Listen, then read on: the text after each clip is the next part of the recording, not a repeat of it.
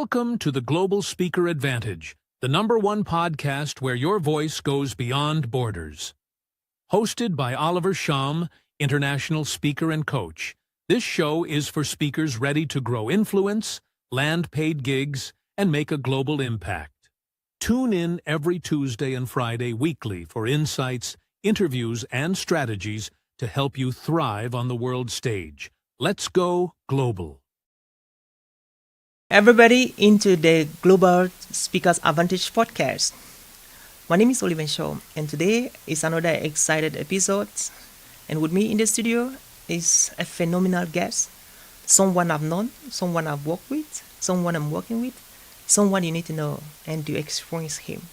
And again, like you know already, right here in the studio and inside the Global Speakers Advantage podcast, this is where will make your voice go beyond borders. What that means is that we create conversations that enabled and equipped and empowered you to be able to speak beyond your community, beyond your country, beyond your continent. And what that means is that we are taking you global with your voice. And what that means is that public speaking, professional speaking is what we talk about. And we cannot talk about professional speaking, leaving out personal development. And that's why today, with me in the studio, our guests, we're going to be focusing our conversation around personal development, being your #1 self, because you deserve to be the #1 self. You know, there's something I talk about, your version 0.1, your version 1.0, and of course, there is your version 2.0. And we're going to be having conversations around what does it take and what can you begin to do today, this week, this month, and this year, 2025, to take you from your version 1.0 to version 2.0. Welcome, Humphrey. Yeah. Thank you, Oliver. Awesome. Glad to be here. Great. And of course, together with my team, we are so glad to have you here in the studio, right inside the Global Speaker Advantage podcast. So, how do you feel and what are your expectations?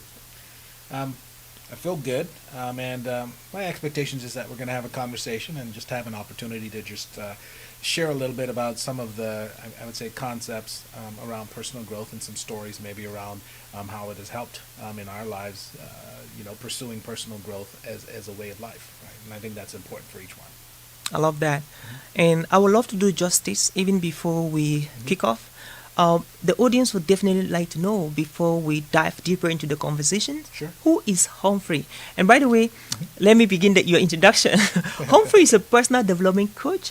He is a consultant, and he is a corporate trainer. And interestingly, Humphrey has over 2 decades of a career. I'm talking of 20 years of career as an operational risk manager or a risk executive with the Wells Fargo Bank, one of the prominent banks in the United States of America. And that is our guest today. Great. So tell us, Humphrey, you've been in this executive position for over 20 years, working in the corporate. And right now, you are in your newfound career, coaching, training, and sooner speaking. When we talk of personal development, what is the importance of personal development to an average person out there listening to us right now, sir? Okay. So I'm going to start with, I wasn't in an executive role for 20 years, Okay. but I ended in an executive role at Wells Fargo, and so that part's accurate. Okay. But as I think about the importance of personal growth, I would describe it as personal growth is the avenue that actually got me into the executive role at Wells Fargo, because it included a focus on what I would say is understanding myself, a focus on understanding where I wanted to be, and then taking the steps or the actions that I need to take to actually achieve and accomplish that. So personal growth is, like it says, it's personal. It's about individuals understanding themselves. But more importantly than that, it's also about individuals stepping in to take actions to pursue their goals, to pursue the things that are important to them, and to prepare themselves for those things. I love that. And one of the things I learned about you is that you are a John C. Maxwell certified leader, trainer, and speaker in the process. And I want to really, there is this book of John C. Maxwell, The 15 Invaluable Laws of Growth. Absolutely. And that is something you're so passionate about, I am. growth, personal growth, and personal leadership. So I'm super excited about the first two laws, or the first three or four laws, but I really want us to discuss more about the first two laws. Okay. And when you look at the book, the first law is the law of intentionality. Yeah. I intentionally wanted to pronounce it that way. And so, what do you have to say about the law of intentionality? Okay. So the law of intentionality is kind of the initial law, and I would say it's also a foundational law as it relates to personal growth. The law of intentionality starts with the premise that growth doesn't just happen, meaning personal growth doesn't just happen.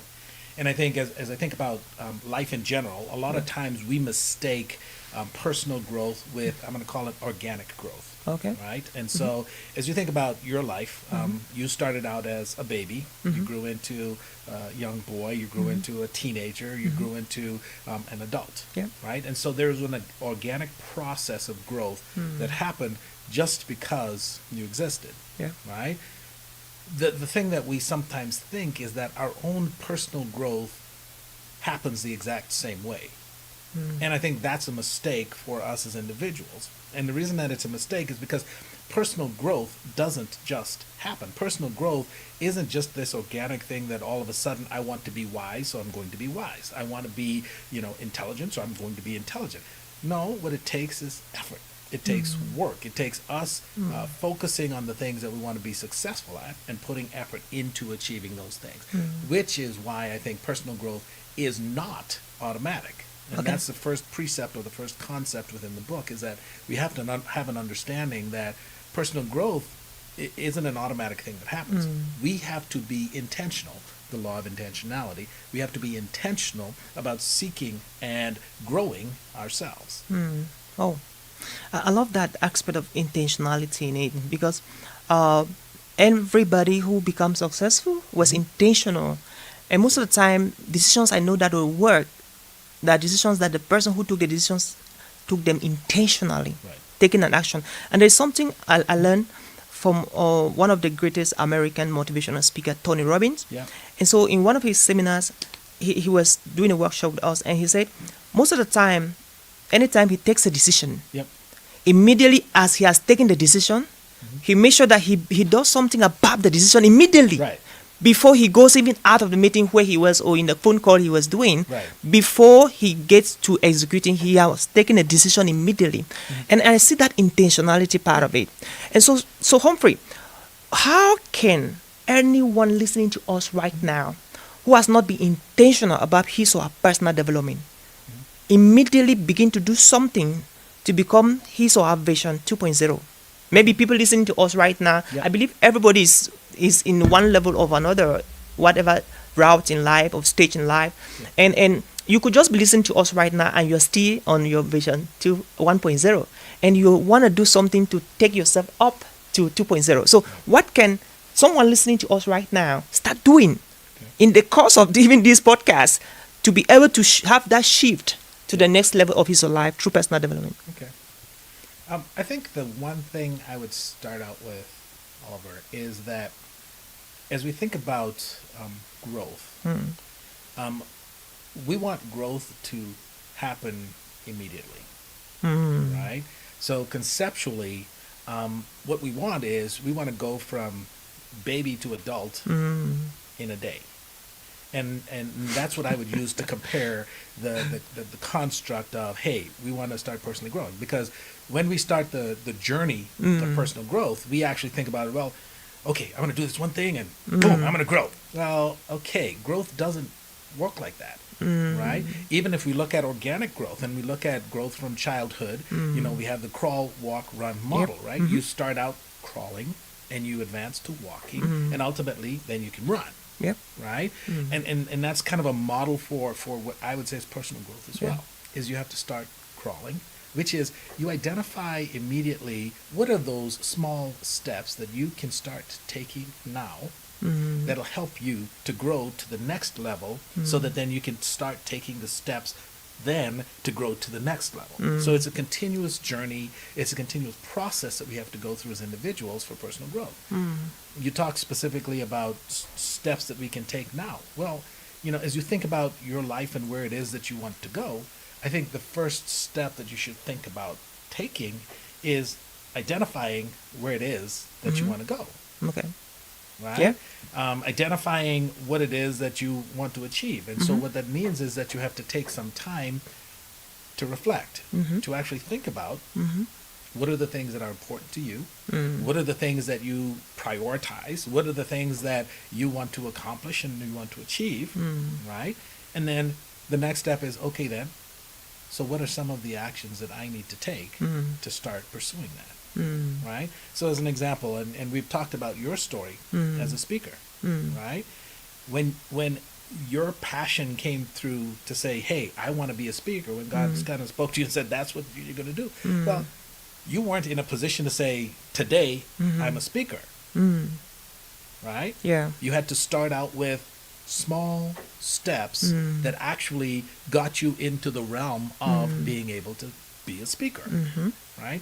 That's the journey. That's the journey that we all have to go through in our lives. That's our personal journey, right? Finding out what it is that we are being called to, finding out the things that we are passionate about, finding out the things that we get excited about, and then putting small actions in place to start progressing towards those achievements. Wow, I love that. Like when you're talking, I thought about the book of Robert Sharma that talks about the 5 hours effect. Very powerful book. I guess I got the title well. So he talks about the little effects, like 2 minutes, 5 minutes every day, and that's exactly how I started Humphrey.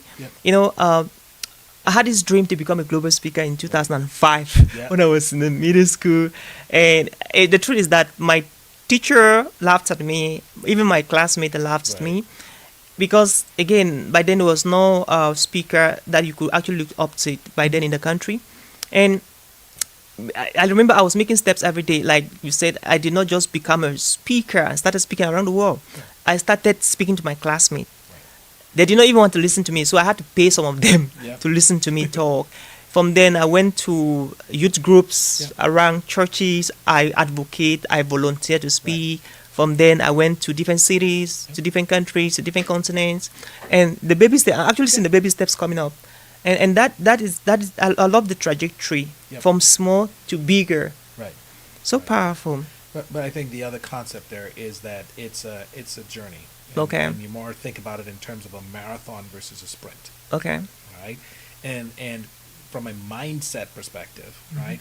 If you have the mindset that this is a microwave journey, meaning if you have a mindset that you're just going to work hard on it and you expect immediate results, then you're not going to put in the effort that it takes to actually achieve the long-term benefit, right?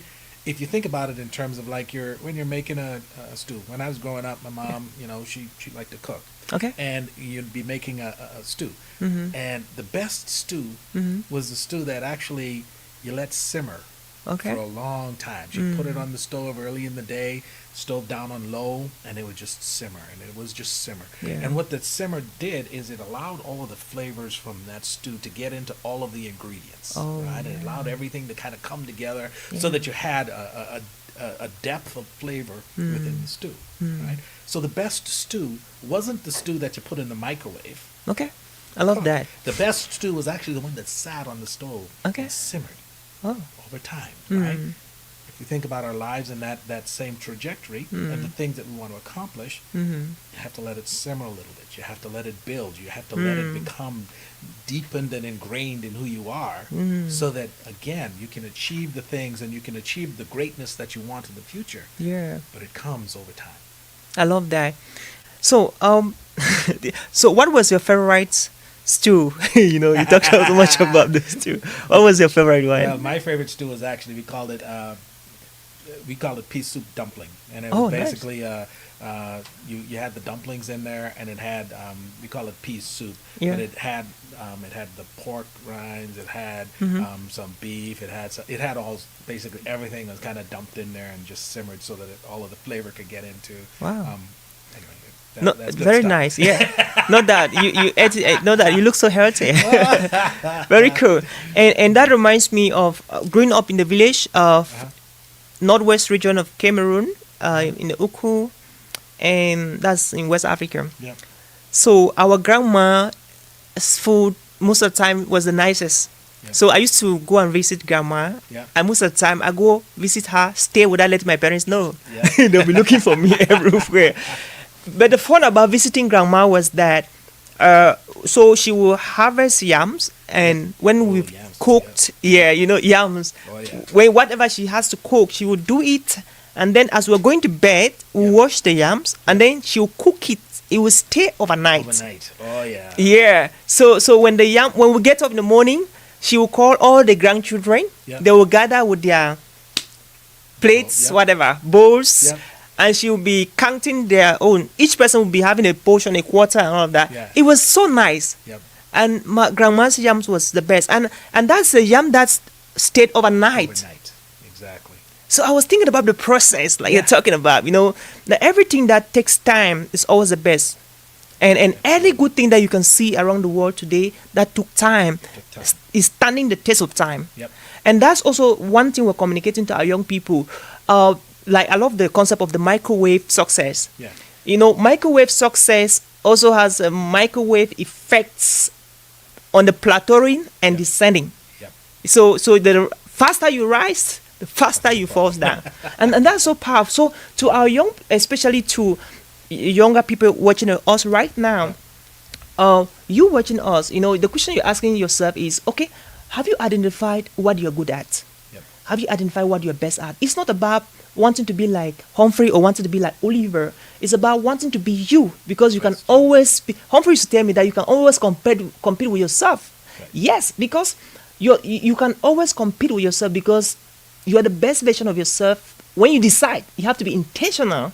And at any given time, you can choose to be the best of the best version of yourself. Or if you're comfortable, contented with what you already have, that's the result. I was reading the book the other day, and the author was saying something so powerful. Everything you have and everything you want is already in us or in you. Right. But you will never get those things if you don't grow. Right. Right. If you don't grow. For instance, if I did not grow, I could have met you, sir. Yeah. So there are a lot of people that we will never meet, opportunities and places we'll never go to if we don't grow ourselves. Yep. And so most of the time, people don't get all they deserve in life because they stop growing. Yep. Yeah. And I learned this just the hard way. Right. There are some people that they need to support you, to help you, to collaborate with you in whatever you're doing, but they will never meet you where you are now. You need to grow. Right. And if you don't grow, man, nothing will happen. No. And I think that concept there kind of ties to the understanding, right? That growth isn't what you see as a result. Meaning growth isn't what we're doing here in terms of having this conversation. Yeah. Growth is actually the stuff that people don't see. It's the stuff that happens to prepare you to be sitting in a podcast. It's the stuff that happens that prepare you to be able to share insight, right? Growth happens when nobody's looking, Yeah. right? And that's the difficult part about growth, is because folks want the stuff that gets them in front of people, right? That shows the results. The spotlight, yeah. But in order to get into the spotlight, you actually have to do the preparation so that when the opportunity comes, you can step into that opportunity, right? And so I think that's a key, what I say is concept as well, is as we think about, kind of microwave success and rapid failure, we also need to think about, well, hey, if we want to have the good things, and whatever we call success for us is what we call success, meaning we determine our own success. But if we want to have success, right, then we have determined what that looks like for us. Number one, don't compare to others. We need to do the things that will help us to achieve that success, meaning we got to take the small actions and move forward, and then we need to be willing to stay focused on moving forward with those actions, right? Meaning doing the things, reading the books, right? Reflecting on our lives and identifying the things that for us aren't working and what we need to change. Being willing to kind of step into that and actually make those changes, right? It's knowing what you want to do and then taking the small actions towards getting there, and then it's evaluating ourselves on a continuous basis to say, oh, hey, well, that didn't work. Yep. And it's not working. Well, what do I need to do different, right? So that then you can go back into the cycle of, okay, then, well, if I want to get to A, well, I need to actually do A. And so I need to step into doing whatever that is, right? So it's and again, I get back to this, it's a journey. Yep. It's a Yeah, journey. it's actually a journey, and I love that. I love the explanation. So, so the other day I did my perceive value auditing, and it was amazing. So, the score system gave me 8 over 10, and they recommended a couple of things. So I want to do that more often. Yeah. Because I want to keep myself accountable to what I said I want to do and what I'm actually doing. Right. Because most of the time when we are not accountable to our actions, most of the time we can be busy, at the end of the day we don't have results. Right. And so when you talk, you reminded me about the quote of Abraham Lincoln, who says that when you don't prepare for your opportunities, when they come, you will not get them. And Myron Golden said it in a very better way. He said, when you don't prepare for your opportunities, when they come, you will be exposed. When you prepare for your opportunities, when they come, you'll be revealed. And so the question is, do you want to be exposed when opportunities come your way, or you want to be revealed? And so, Humphrey, what can you tell our listeners or viewers right now around the world watching us? How do you know that you're growing or you're not? Okay. I think the reality is it's easy, and yes, yet it's hard, right? The easiest way, if you want to think about it, is are you pursuing the things that you want to pursue? Are you pursuing your passions, right? And are you taking steps to actually grow towards the pursuit of your passion? That's the easy part. The hard part is your willingness to actually honestly assess yourself. And you talked about doing an assessment of kind of what you're achieving. Well, to me, the reality is that we need to be continually evaluating ourselves. We need to look at ourselves, which gets back to the second law. The law of awareness. The law of awareness, right? Is that I think we need to consider where we're at and honestly consider where we're at so that then we can refocus our efforts on the things that actually help us to accomplish what we want to do. So I would say the easy part of it is evaluating ourselves and honestly evaluating ourselves so that we can reset. Because the problem is that you set a goal, you set a target, life comes in, or circumstances comes in, or something happens that kind of pushes you off course, right? Well then, if you're not doing a continuous evaluation, you will stay off course. If you evaluate and say, hey, hang on a second, I'm going off course, how do I get back on course? I need to start reading more leadership books, as an example. I need to start reading more about self-development. I need to start reading more about this technical topic that I want to grow in. I want to start reading more about speaking. Or, in your case, I want to start doing more speaking. I want to do more. So now you get back on track for what it is that you're trying to accomplish, and then you can head down the road. And you actually end up going faster because you're on target for where you're trying to go, as opposed to being off kilter and then having to adjust to come back. Wow, that's so deep, man. You know, this podcast, the Global Speakers Advantage, was birthed because of my goals for this year. You remember we discussed that some time ago. So this year I had a goal to do 100 speaking gigs, and I remember the first time we were strategizing. Okay. I was like, so what if we start a podcast where we do at least, because we were like, for that to come true, I need to do 2 gigs per week. You remember? Yep. And I was like, okay, how do I do 2 gigs per week? So I was like, okay, what can I do to speak every week at least 2 times? Because if I do that, by the end of 2025, I must have done at least 112 gigs. Right. And we're like, what can I do? Okay, I joined Toastmasters. I'm like, Toastmaster is once per week. Right. And I cannot always be the speaker, the Toastmaster. Right. That would be monotonous. And the people get maybe some, I don't know. Right. I'm studying before I speak, so I research. But somehow the people like, everybody, every same person every week might not be really cool. So I'm like, okay, something has to be done. We started discussing and reflecting and brainstorming, and that's how the global speaker advantage came to. And it was because I was intentional about my personal growth. Exactly. And we started developing ideas and concepts and all of that. So the person listening to us right now, thank you so much for explaining about how to know when you're growing or you're not growing. So the question is, how accountable are you to yourself? And are you humble enough to receive feedback? Because from what Humphrey said, there is what we call the blind spot. And my blind spot, I don't see my blind spot. It's a little bit like when you're driving the car, you don't see your blind spot. Right. Only other people. Yep. Yeah, and the other day, Okay, so are you seeing your blind spot? Are you ignoring even the people that are telling you that, hey, be careful? And that's why we all need accountability partners and coaches and mentors. I'm so proud to have Humphrey as my coach, and we have been doing an amazing job. And he always keeps telling me, Oliver, be careful here, watch out here, be careful here. And that he really amazes me with a lot of things about my career, about my life. And I have no idea. Like, I'm having no idea. And anytime he tells me, or any of my mentors or coaches, I'm like, okay, this is something to work on. And that is, so you know that you're growing at a time where you make a lot of mistakes at times. Yeah, exactly. And there's like, okay, you are doing well, but why don't you do this one this way, this one? Right. So it's about taking action. Taking action. And I think it's also learning.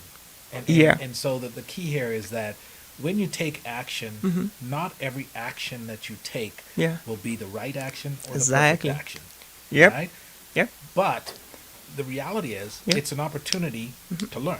So regardless of the action that you take, it's an opportunity to learn, right? And so, I think conceptually the other part of that, to your point is that yes, you need to understand where it is that you want to go, and yes, you need to start thinking about what actions that you need to take to get there, right? And some of your actions may actually be, I just need to learn more about this, or I just need to gain a deeper understanding of what this is so that I can get there. And those are actions, and that's okay. And then basically it's you have to be willing to make mistakes. There we go. Right? Yeah. Coming out of that, if you can't if you can't get past the fact that you're not going to be perfect at doing anything that you want to do Exactly. The first time, then that's going to be a long, hard journey for Exactly. you. Right? Yeah.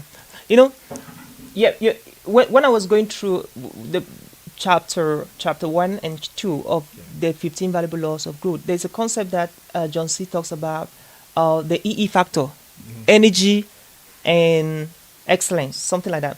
So when you're really doing your passion, like you talk about, you have the energy and you have the excellence in the way you do it. And somebody says that somebody with passion is way better than 100 people without passion. Now, this is the point. You talked about how to know that you're growing and how to know when you're not growing. I've realized personally that the moment you make up your mind to start growing, to start doing something with your life that is better, when you path a trajectory for your life, the next thing that happens is disruption. Yep. And I can attest to this because when I made up my mind to become a speaker or international speaker, global speaker, the next thing that happened was disruption. I was criticized for my English. I was terrible in grammar. I was criticized for my appearance. I was criticized for literally everything I did for over 10 years. Yep. I was constantly being criticized. But again, you talked about making mistakes and learning from the mistakes. Right. A little bit like the child that is crawling, he falls, Yep. rises back. He keeps on trying it. And the moment he falls and stays there, he or she would never work. Right. And so what I experienced is that the moment I made up my mind to become an author, a speaker, and all of that, I started immediately facing difficulties and challenges. Finances, I used to really loan money to travel to different countries to speak. And they will not pay me. Right. I will still keep on traveling. And I was gaining experience, gaining exposure. And today I'm actually utilizing that so well. So, Humphrey, what do you have to say about disruption? You want to do this, but life is challenging. The doors are closing and the investors are not coming. The sponsors are not showing up. Somebody wants to grow. Right. From version 1 to version 2 right now watching us. Yep. As a speaker, as an author, as a housewife, as whoever, Yep. what do you tell them on how to face their obstacles, but don't give up. Word that just kind of popped into my head is perseverance. Oh yeah. Okay, perseverance, and perseverance is not the absence of stress. Perseverance is pursuit of your goal in the midst of Storm. the stress, in the midst of the obstacles. All right. I'm a believer, and so from my perspective, my perseverance is grounded in my faith. In that I pursue my faith, and I want to continue to grow, and I want to continue to get what I says deeper in my understanding of who God is and how He wants to use me. Okay. And so, in that construct, in my faith walk, I have to persevere in terms of seeking God. In life, I think it's broadly our ability to be resilient through the things that are disruptors in our lives, right? Because the disruptors only become disruptive when we stop moving in the midst of the disruption, right? By its nature, disruption is kind of a shake. It's like a thing that kind of moves you from side to side. So it's kind of shifting sands. It's stuff that is kind of, but the reality is it's just that. Yeah. It's a disruption. It's a pause. It's an obstacle. It's a break. But the reality is, in life, we can get through, get past, get over, get around all of those activities. Why? Because they are set there to be the things that help us to figure out, hey, is this really who I am? And is this really where I want to go? Right? Because sometimes you get into it and you hit I'm going to say a disruption, and it kind of veers you off. Yeah. But sometimes that disruption actually is pointing you in the direction that you should go. Right? I love that. Sometimes that disruption is actually telling you, hey, I got to go this way for a little bit, but then I'm still going to curve back and go the way that I want to go. Right? And so that's what the reality is of life. Life is going to throw difficulties at you. It's going to throw disruptions and hurdles. It's going to throw stuff in the way of what you're trying to accomplish. The key is personal growth. I'm going to get back to that. The key is personal growth. Yeah. Right? Why? Because if you're building up the resilience to say, I know this is where I'm going, right? When you hit that wall, it doesn't become the stop, right? It becomes the opportunity. Because then what you're looking at is, well, do I go over this thing? Do I go under this thing? Do I go around it? Right? I love that. So that's so deep, and so to you listening to us right now, you are like you're stuck. You are like stuck in the walls of life, and you're giving up. Some people literally they're almost about giving up watching us right now. And so the point is, like the only people that don't face difficulties and disruptions are dirt people, right? Because as long as you're breathing, no man, you have difficulties and challenges in life. And the more you solve those challenges, the more emotional strength you build, the mental toughness you build, and thick skin you build. And so the question is, are you going to give up and then trash your dreams in the trash can? Or you keep on being resilient and staying there until you get it done? So that's the question you need to answer. And remember, things will never be easy. And I love the way Myron Golden is an amazing teacher, coach. He does a great job. He has a YouTube channel. He explained the other day this way. He said, when difficulties come in front, and then when we are seeing the challenges, don't close your hands. Right. Because in front of the challenges or behind the challenges are opportunities. Yeah. Now, open your arms and make sure you see the blessings, the other side waiting for you. Yeah. Because the moment you crush these challenges, you get the blessings. And that was so powerful. Yeah. And many people have given up in life just at the verge of the biggest breakthroughs of their lives. Yep. And because they were not able to persevere, they gave up just at the verge of winning. Yep. And so the point we are saying here, dear friends, is that anytime you see obstacles, you see disruption happening, don't close your fist. See it with an open palm. Yeah. And make sure you're seeing the blessing, the other sides of it. Because after this disruption, guess what comes? Blessings, opportunities, breakthroughs. And that is the kind of life you want. And that is, maybe, that is your version 2.0. Yeah. That is just there waiting for you. So, Humphrey, before we transition to the law of awareness, which you started talking about that Okay, already. we're good. Yeah. So why is it important for like honestly, Humphrey, I felt very bad this morning. I watched a documentary from a particular filmmaker in the United Kingdom, and two gentlemen from South Africa. They actually hid themselves in an aircraft Right. from Johannesburg, South Africa to London, Yep. United Kingdom. And unfortunately, one died along the way. One fell down from the aircraft and passed away. And the other guy survived, but he went unconscious for 6 months before recovering. And I was like, which kind of life is this? Yeah. And Humphrey, I have actually stayed in the same house in Cameroon with gentlemen that they had to go under the water, swim for almost a kilometer, hid themselves under the ship by the engine side to travel to Europe, to travel to America. And they finally traveled. They arrested them, they found them, arrested them, and then repatriated them back. Right. And they traveled again. Right. And they traveled back again. And the worst thing is that they don't travel with passport. Right. They go without even passport. Right. And I'm like, okay, which kind of life is that? Right. So do you think, even before we talk about the law of awareness, do you think that is, what's the problem with this kind of mindset among the young people, and how can we address that, please? I think the difficulty with that mindset is that as we think about accomplishments in life, we also have to think about what I would say is reality of laws and sovereignty of nations, and we have to think about the reason that they have laws is to help to, I'm going to say, manage folks that are moving from place to place. Okay. And I think that there's a desperation, as you described, Yeah. that Sure. certain folks are feeling a desperation, Yeah. that they feel that there's no way out other than to travel abroad. Yeah. Illegally, and to kind of this type of activity with you And the plane. And just to let you know, sir, Yeah. just I'm not cutting you. Just there are people who have done like that and they have succeeded too. Yeah. Yeah, we have a lot of Africans here in the US. Right. I mean, like they came through the desert and Yeah. even have a very successful Yeah. gentleman from my country, Francis Ngannou.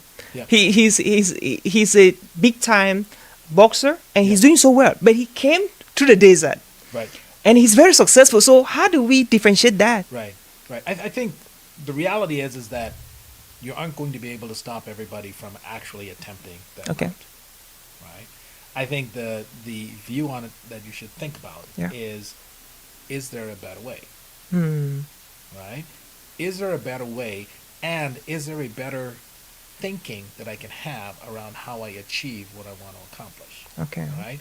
I worked in risk management for most of my career, and sometimes what it takes is you actually have to balance the risk and the reward Okay. to say, hey, this is what I want to accomplish, and this is what I think the benefit is going to be. Now, if you think about it in terms of getting on an airplane, right, and getting in the cargo hold of an airplane, right, they're flying at, 60,000 feet in the air. Temperatures drop to Negative 60 degrees Celsius. right? Okay, so if you do a risk assessment and say, does that make sense for me to get into that hold, to allow my body to drop to minus 60 degrees, run the risk of actually falling out with the landing gear when I'm landing, right? Is that a worthwhile risk to take? Versus maybe I wait 6 months and I build up credibility to be able to travel to get to where it is that I want to go. Or maybe there's just another way to go in terms of a path that I can take, right? So I think the hard part is that when folks get into these desperate situations and where they feel like there is no other way, they don't take the time to actually take a step back and contemplate, well, you know what? Maybe there is. Maybe the way that I should take just means more time. Meaning, I don't need to have this solution now. But maybe what I need to do is start growing in what it is that I want to accomplish and figuring out the path that I can take to actually achieve the same end, but maybe reduce the risk. And by risk, I'm talking the risk of death. Right? Absolutely. The reality is are there other paths that I can take? You talk about opportunities, scholarships, right? There are people that come to Europe or the U.S. on scholarships. So what did they do? They developed themselves and they got an education in order to show the ability to leave and actually transition out. Folks do it on businesses in terms of building a speaking business and looking for ways to actually expand and provide that out. So there's other ways that work for folks, and my encouragement is that seek the ways that would help, I'm going to say, humanity, right? And help you, right? And be patient. Right? Don't just rush into the first opportunity you have because, this is the only way. No, it may not be. Right? Pause. Think about it. And make a decision that makes sense for, I would say, for your value, your individual value to mankind. I love that. And besides, like, you are a gift to the world. Yeah. You cannot just spend your life anyhow. If not, you'll be abusing that gift to the world. Absolutely. And I really love that. So, dear young people watching, especially in the third world countries, it pays to develop yourself. We talked about personal development. Knowing yourself, developing yourself, knowing your passion, your talent, working on that. I think that's exactly what I did. I knew that I wanted to become a global speaker, but where I was and what I was doing could not help me to become. So I had to be intentional about reading books, getting coaching, mentors, and eventually that dream came true. So lately, the apartment where I was, so my landlady decided to sell the house. Right. So, and he gave me, I think 1 month to get a different apartment. Yeah. Then, so I had to transfer my things from that apartment. So one of the things that I had to transfer was the couch. Right. And so when I was removing it, it could not pass through the door. Okay. So, and I was with one of my roommates, David. So we struggled to pull it out. Right. Through that door. It did not come out. And so I had a thought. I'm like, okay, let's take it back inside. Yep. And re-strategize again on the dimensions. Right. And we went back. We were trying to measure the size of the door and the size of the chair and the part of the chair that could go out first, and then the part could go out that could go out second. Then before we could pull the chair, and exactly it worked. Yeah. So we came back, we brought back the chair, we pulled it back to the house, and so we figured it out. And when we tried with the top going first and the back coming second, it got out. Right. And so using that, when you're talking, I was thinking about that experience. I'm like, okay, at times we have tried stuff and they never worked. Right. But that doesn't mean that it can't work. Exactly. Just go back, like you said, re-strategize, plan again. Yeah. Maybe this time around, not alone, get your parents involved, get your mentors and coaches involved. Let's plan together, and I bet you it will work. Like, I remember the story of the guy who did the plane. They tried a lot of time, the Wright brothers. Like, it was not working, but it finally worked. Kept trying. Yeah. Right. And that's the that's the other side of it too, is that they were willing to keep trying. Exactly. Right? I love that. You got to keep Trying. And so the I would say the dig is not on the effort. The dig is on being strategic about your thinking. Exactly. It's about being, what I'd say is intentional about how you think about it, and being strategic about your execution, so that you are not just kind of taking snap actions all the time. You are actually working through how you achieve your goal. Yep. So that is it, Humphrey. And one of the things that I'm from Africa, I understand a little bit the topography, the atmosphere, the environment. Right. So one of the things that actually destroying our young people, that some of them might be watching us right now, is peer pressure, peer influence. Yep. Okay, because X is doing this already, I can't do it. By the way, he's my age mate. By the way, she's my age mate. Maybe because he has already getting married, I need to get married. Right. Because he's already having kids, I must have kids. Because she has traveled abroad, I have to travel abroad. Because she's graduated from university, I must graduate from.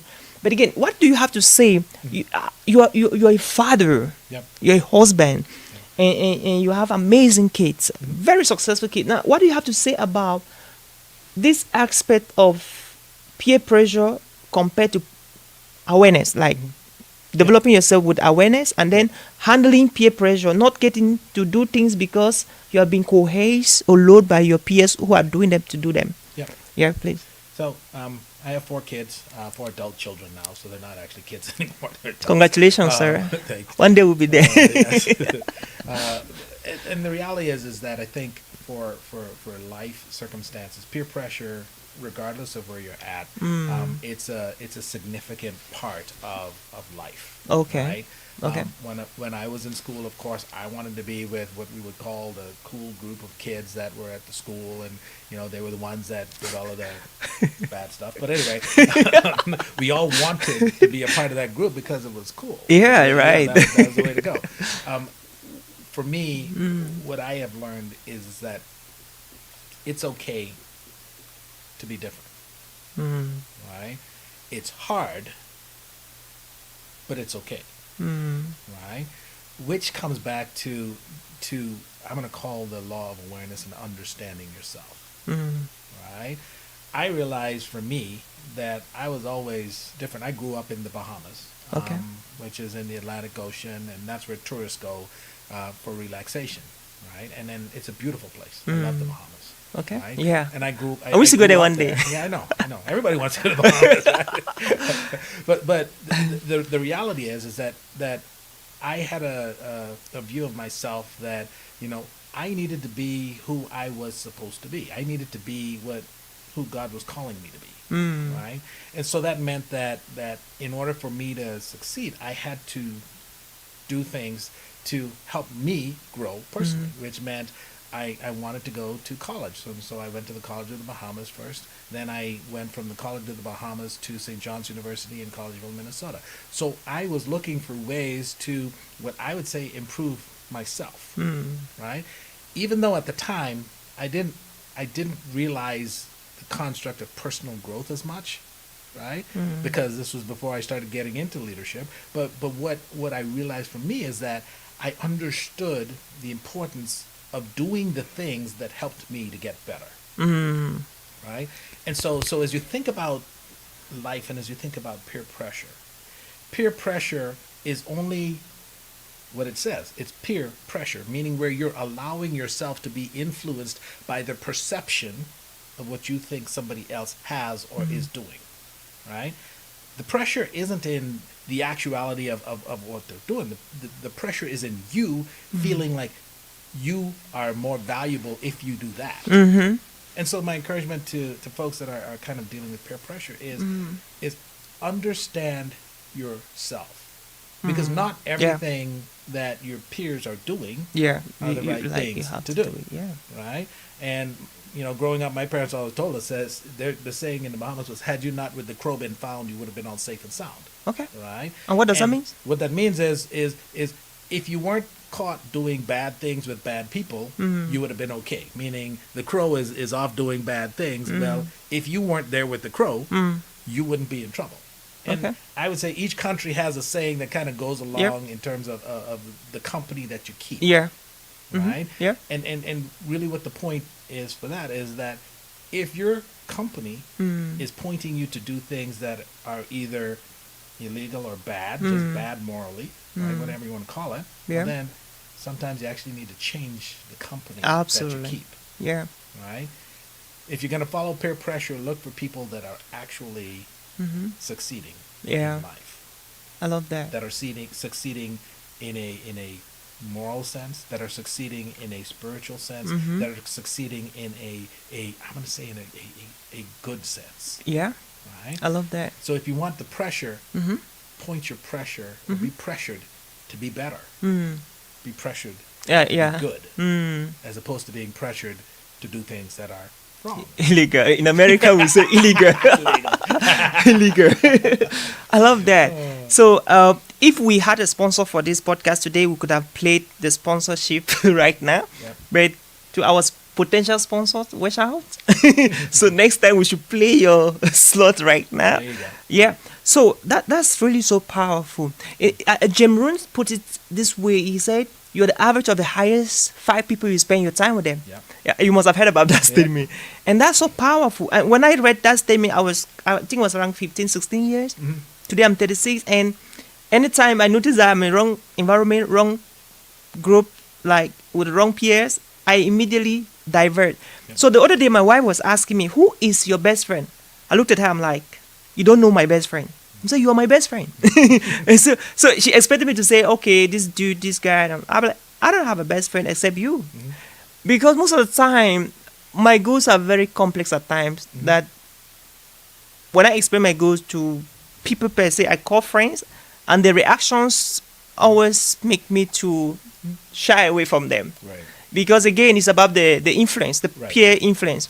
And that's so powerful. So, Right. and I believe that who we become in the nearest future, in the next day, next hour, next month, year, is directly proportional to the companies we keep. Yep. And Humphrey, you agree with me that it has to do with the books you read, Yep. the TV programs you watch. Yep. Like if you're watching this podcast right now, kudos, congratulations, Yep. because this is the beginning of your personal Exactly. development. As a speaker, as an aspiring speaker, as a youth advocate, as a housewife, as a husband, as a child, whatever. This is the beginning of the personal development we're talking about. Right. And so it's about taking intentional time to sit on your pew and watch the podcast. Even you're watching the replay, fantastic. Congratulations for beginning your personal growth process. And so moving forward, Humphrey, what do you have to tell our speakers? This is the Global Speakers Advantage podcast. The speakers watching are also be like, probably you guys are off topic, Oliver. Like, what the heck with personal development? Now, we understand that we're taking things from the foundation. Yep. There is never a successful speaker who does not intentionally develop his or herself. Exactly. You agree with me on that? I agree 100%. Exactly. So there's coaching program, mentorship. Every successful speaker has a mentor and is mentoring others. Yep. So what advice, let me not say advice, what recommendation can you give to our speakers in the United States of America, in Asia? We have a lot of people follow us from Asia, in Europe, in Africa, and all around the world, please. Yeah. In terms of what they have to be doing, because speakers also have peer pressure. They see some of their peers they are speaking every week, traveling around the world, having gigs there, and they are making a lot of money, and they're like, what the heck? Yeah. What am I doing here? Right. So and again, at times it affects them. They know that there's a mortgage there waiting for me.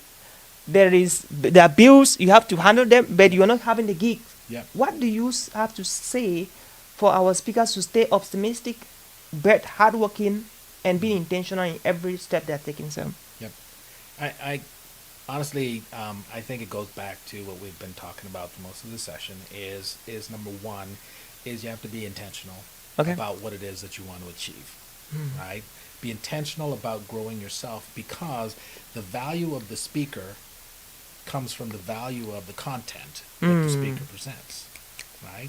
And you get value in your content because you are growing in your knowledge and your understanding of what it is that, again, people need to hear, people want to hear, people have to hear. So being intentional about growing yourself as a speaker, right? And that's doing this stuff when nobody's watching so that you're ready for the time when they are, right? And that's the reading the books about, again, about public speaking. It's about knowing the concepts about public speaking. It's about having life experience and topics and things that you've experienced in life that help others to grow in their own way as well. So being intentional for me is number one as a speaker, is looking at ways that you can be intentional about developing yourself so that you can get to the place that you want to go. And the second one is being aware of who you are and being willing to take feedback like we talked about, right? Because sometimes that's what you need to actually get you over the hurdle, is you need somebody to actually help you, to give you the perspective that says, hey, you need to consider this, or you need to do this, and you need to be willing to listen to that, and then take that feedback and take action based on it, right?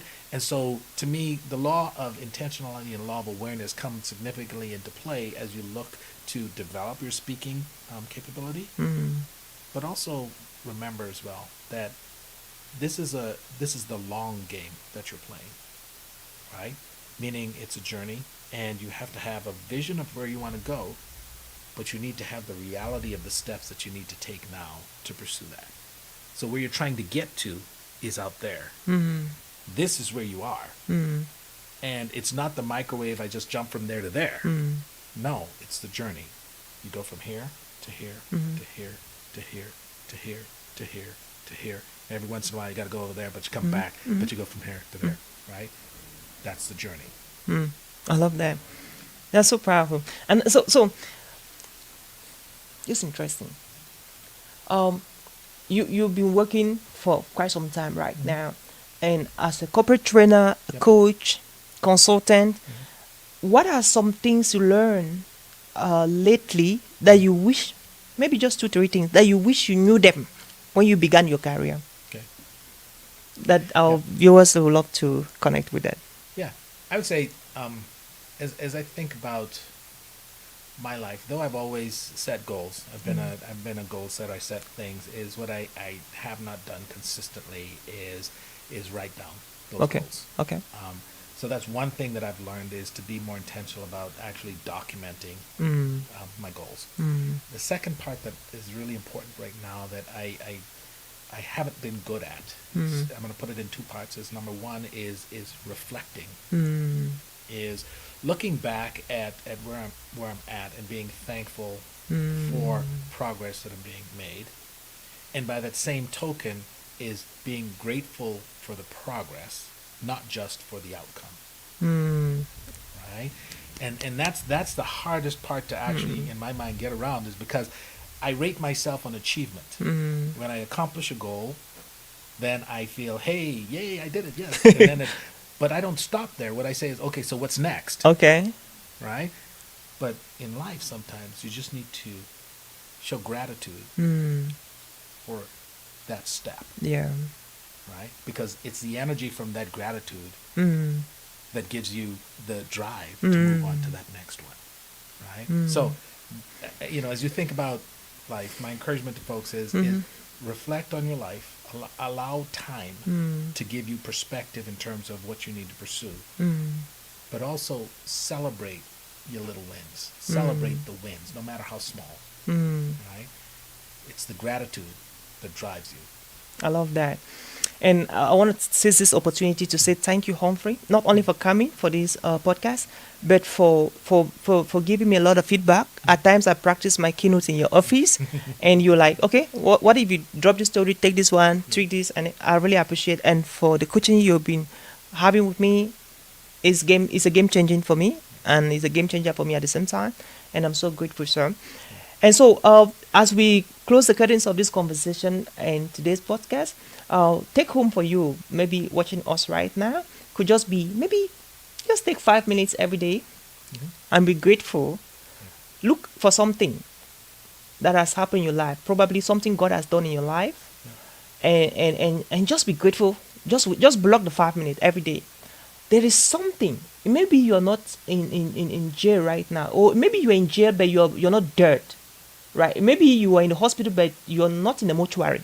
So there's something that everybody has that he can say or she can say, thank you, God, for this thing. And thank you, my country, for this thing. Thank you, my parents, for this thing. Thank you, my colleagues, for this thing. There is something. And so look for that thing, and every day dedicate 5 minutes just to reflect on that opportunity you have. And you will begin to see more coming. Exactly. You begin to see more coming. And eventually that's part of the Bestself group we talked about. Yeah. Do you have a last word to our guests, please, as we wrap up? No, thank you for the opportunity, Oliver, and it's just been a blessing to kind of get to know you and deepen our connection. So I appreciate you, and I appreciate the work that you're doing. Thank you so much, Sir Humphrey, and thank you so much for coming. So, folks, that was reads for today. Remember, it's the Global Speaker Podcast, and this is your platform to become a global speaker, to take your voice beyond borders.